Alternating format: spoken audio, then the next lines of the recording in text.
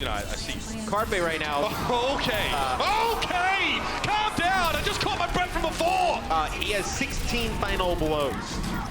The next highest in the lobby. Oh, well, actually, Architect one behind them. Second resurrection available, but Hydrate's gonna fall. Animo gets hit by Surefour in the pulse bomb though, and Fissure gets Jonak. So the support's dealt with by Gladiators in the end anyway. Well, here we are at the end of another huge day of Overwatch League action. I mean, we had a lot of spicy games today. This week in general is filled with them, but especially 3 matches today, all very important in the grand scheme of things in terms of playoff standings. And the players came out in force to really try and fire up. Who's your player of the day? For me, it's going to be Fissure from the LA Gladiators. I think getting that comeback win there against the NYXL was a huge win for the Gladiator season. And who charges the Gladiators more than Fissure?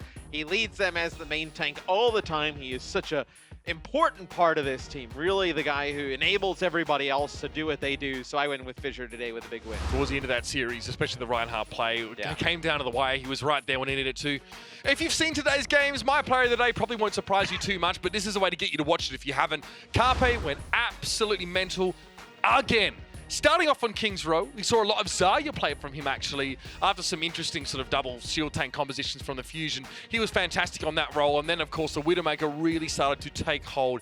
Gibraltar was where it sort of all ended, and that's where Carpe just really started to lay into the shock in a big way. But even Lijiang Tower, a huge match for him. All over the place, this guy continues to give us top-level performances when they really count, and that's why he is my player of the day. We'll see you tomorrow with some more Overwatch League action, still more great games to come.